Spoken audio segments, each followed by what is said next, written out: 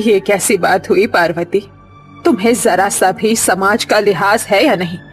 मैंने तो तुम बच्चों को पहले ही कहा था कि तुम्हारी माँ चरित्रहीन है, उसे ऐसे छोटे कपड़े पहनकर बाहर मत जाने दो। लेकिन तुम लोग बुढ़ापे में अपनी माँ को हवा में उड़ा रहे थे। बच्चों, ऐसा कुछ भी नहीं है। मैंने ऐसा कुछ नहीं किया। मैंने ऐसा कोई काम नहीं किया जिससे तुम्हें मुझे अपनी माँ कहने में शर्मिंदगी हो। मेरा यकीन करो, मेरा कोई बॉयफ्रेंड नहीं है। रमेश सिर्फ मेरे साथ काम करता है और कुछ नहीं। शॉर्ट ड्रेस में खड़ी ये औरत जिसका नाम पार्वती है, आखिर क्यों इतना रोते हुए सबसे माफी मांग रही है? और इस उम्र में जो ये कपड़े उसने पहने हैं, क्या ये उसका शौक है या कोई और बात है? इसे जानने के लिए हम कहानी में थोड़ा पीछे चलते हैं। Rahul, give me some more money, I want to go shopping. माँ, मैंने कितनी बार आपको कहा है कि ये कम से कम कुछ तो ढंग के कपड़े पहन लिया करो यार। मोहल्ले के लोग बातें बनाते हैं, मैं जानता हूँ ये आपका शौक है, लेकिन हम जिस तरह की सोसाइटी में रहते हैं ना, वहाँ के लोगों की सोच इतनी ओपन नहीं है। आप समझते क्यों नहीं हो? मैं आपको कपड़ों से जज नहीं कर रहा हूँ, लेकिन आपको पता तो है ना कि सोसाइटी में किस तरह के लोग रहते हैं। प्लीज बेटा, दोस पीपल आर बैकवर्ड, तुम उन पर ध्यान मत दो। अभी तुम मुझे जल्दी से पैसे दो, मुझे शॉपिंग पर जाना है। जिसके बाद पैसे लेकर पार्वती घर से निकल जाती है। राहुल, तुम माँ जी को समझाते क्यों नहीं हो? वो रोज इस तरह के कपड़े पहनकर निकल जाती है और वो तुम्हारी कमाई का एक बड़ा हिस्सा पार्टी शॉपिंग और गंदी लतों में बर्बाद करती है। अंजलि, मैं जानता हूँ कि मेरी माँ गलत नहीं है। वो इस अकेलेपन को खुद पर हावी नहीं होने देना चाहती है। यही वजह है कि वो पिताजी के देहांत के बाद खुद को परिवर्तित कर बैठी है। मैं उनको लेकर परेशान नहीं बल्कि चिंतित हूँ, क्योंकि मैं उन्हें दुखी नहीं देख सकता। मैं जानता हूँ कि जब मेरे पिता की मृत्यु हुई थी ना, तो मेरी माँ ने किस तरह से मुझे और खुद को संभाला। राहुल, मेरा वो मतलब नहीं था। मैं तो बस ये कह रही थी कि जब मोहल्ले की औरतें माँ जी के बारे में गलत बोलते हैं तो वो मुझसे सहन नहीं होता। मैं जानता हूँ, लेकिन मैं ये भी जानता हूँ कि मेरी माँ ऐसा कोई भी काम नहीं करेगी जिससे हमारी इज्जत खराब हो। इतना कहकर राहुल ऑफिस के लिए निकल जाता है। पार्वती ने हाल में ही अपने बेटे राहुल की शादी अंजलि नाम की लड़की से की थी। वो सास बनने के बाद भी खुद को किसी 16 साल की लड़की से कम नहीं समझती थी। उसे छोटे कपड़े पहनना, लड़कों से बात करना, पार्टी करना और खुद को बिजी रखना बेहद पसंद था। और एक दिन, हे राम, इस पार्वती को तो बिल्कुल भी शर्म नहीं आती। छी छी, ये कैसे कपड़े पहनती है? ये कैसे कपड़े पहने हैं इसने? अरे कम से कम अपने इतने जवान बेटे का तो लिहाज करती। अरे पढ़ाई लिखाई तो हमने भी की है, लेकिन हम इतने बेशरम नहीं हैं कि इस उम्र में बिना तन ढके ही बाहर निकल आए। बेशरम पार्वती। तू चुप कर सुनीता, और पहनने ओढ़ने की कोई उम्र तो नहीं होती। और तुम गवार कहीं की क्या जानो फैशन क्या होता है। मोहल्ले के नुक्कड़ पर पार्वती आंखों पर काला चश्मा चढ़ाए और हाथों में बैग टांगे खड़ी थी। उसके बाद वो अपना फोन निकालती है और थोड़ी देर बाद खुद को निहारती है। इस लाल चटक लिपस्टिक में मेरे होठ कितने चमक रहे हैं। दूर खड़े मोहल्ले के जवान लड़के उसे ऐसा करते हुए देखकर हंसते हैं। बेशर्मी से मुस्कुराकर पार्वती उनसे बात करती है। हेलो गाइस, दूर खड़े क्या देख रहे हो?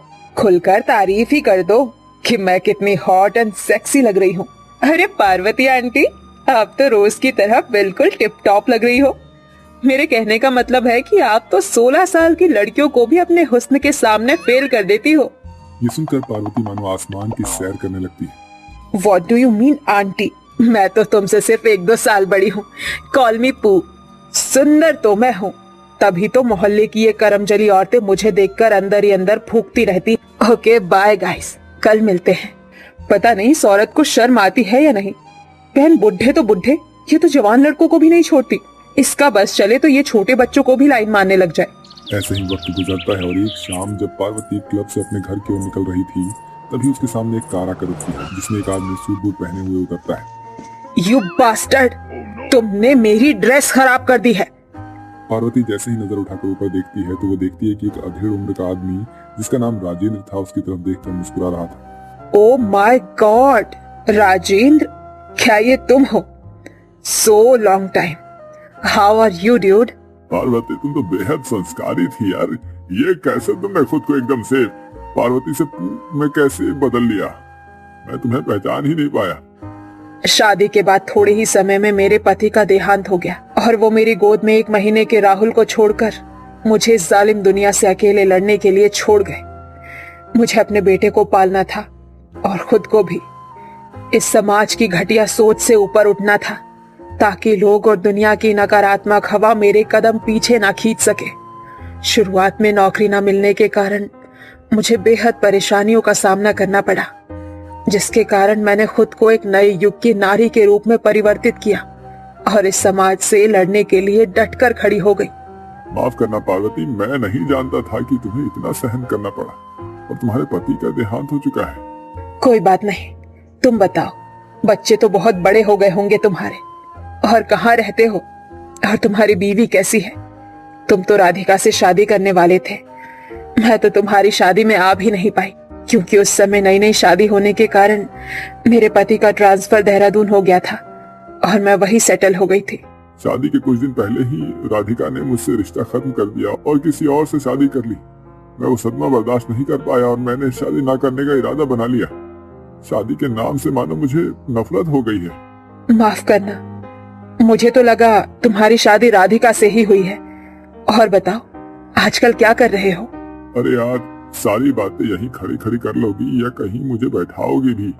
चलो मैं तुम्हें घर छोड़ देता हूँ। मेरी खुद की एक मल्टीनेशनल कंपनी है। अब साथ में कोई है नहीं तो मैं अपना सारा दिल दिमाग वो सब कुछ उस कंपनी के लिए लगा देता हूँ। यही है जो है। और पैसा तो बहुत है लेकिन खुशियाँ नहीं है। कभी कभी अकेलापन काटता है तो शराब के नशे में खुद को संभाल लेता हूँ। मैं भी यहाँ से थोड़ी ही दूर पर राजीव एनक्लेव में रहती हूँ। मेरा एक बेटा और बहू है।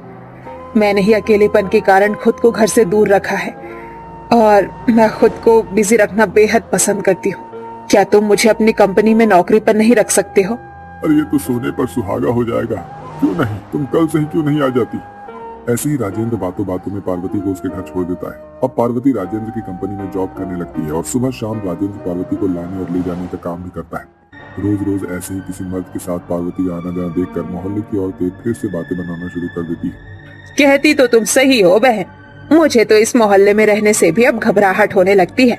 हमारी छोटी छोटी बच्चियों पर इस औरत की अश्लील हरकतों का क्या असर पड़ेगा? बहनों, मैं तो कह रही हूँ इस बेशरम औरत और इसके बेटे बहू को इस मोहल्ले से निकाल सकते हैं ताकि हमारे बच्चे इन्हें देखकर बिगड़े ना। अगली ही सुबह मोहल्ले की सभी औरतें इकट्ठी होकर पार्वती के घर जाती हैं और घर के बाहर खड़ी होकर राहुल को जोर जोर से आवाज लगाने लगती। राहुल बेटा, आपको अपनी बच्चलन माँ के साथ ये जगह खाली करनी होगी, क्योंकि हम नहीं चाहते तुम्हारे चरित्रहीन माँ का साया हमारे नौजवान बच्चों पर पड़े। सुनीता बिल्कुल ठीक कह रही है। तुम्हारी माँ रात रात भर मर्दों के साथ घूमती रहती है। पता नहीं इस औरत ने रात रात में कौन सा धंधा शुरू कर रखा है। तुम इस मोहल्ले को खाली कर दो ताकि मोहल्ले में फैली अश्लीलता खत्म हो सके। बेटा, मैं कोई भी गलत काम नहीं करती। मैं तो एक मल्टीनेशनल कंपनी में काम करती हूँ और मैं किसी अलग अलग मर्दों के साथ नहीं आती। वो मेरी कंपनी का बॉस राजेंद्र है, जो कि मेरा कॉलेज फ्रेंड भी है। मेरा यकीन करो। बस करो माँ, रोने की कोई जरूरत नहीं है। आज तक ऐसा कभी नहीं हुआ जब मैंने समाज को आपसे ऊपर रखा। मैं सब जानता हूँ क्योंकि राजेंद्र जी मुझे जाकर ये सारी बातें बता गए और वो अभी हमारे साथ ही है। राजेंद्र पास में ही खड़ी गाड़ी से उतरकर बाहर आते हैं। पार्वती, मैं इस समाज के सामने ही ये कहना चाहता हूँ कि मैं तुझसे प्यार करता हूँ, तुमसे शादी करना चाहता हूँ। क्या तुम मेरी धर्मपत्नी बनना चाहोगी? राजेंद्र, तुम ये सब क्या बोल रहे हो? तुम हमारी उम्र का तो लिहाज करो। माँ जी, अब मान भी जाइए। पिताजी के देहांत के बाद आप कितनी अकेली हो ये हम सब जानते हैं और राहुल आपको लेकर काफी परेशान रहते हैं। अब आपके मुश्किल भरे दिन खत्म और प्यार भरे दिन शुरू करने का टाइम आ गया है। हाँ माँ, आप राजेंद्र जी से शादी कर लीजिए। वो एक बेहद ही नेक इंसान है जिनके साथ आप हमेशा खुश रहोगे। फिर क्या, देखते ही देखते पूरे समाज के सामने राजेंद्र पार्वती की मांग भर देता है और मोहल्ले की सभी औरतें खुला मुंह लेकर ये सब देखते ही रह जाती है और कुछ भी बोल नहीं पाती। राजेंद्र पार्वती से शादी करके उसे अपने घर की लक्ष्मी बना लेता है और पार्वती भी एक संपन्न गृहिणी की तरह राजेंद्र के घर को स्वर्ग बनाने की कोशिश में लग जाती है।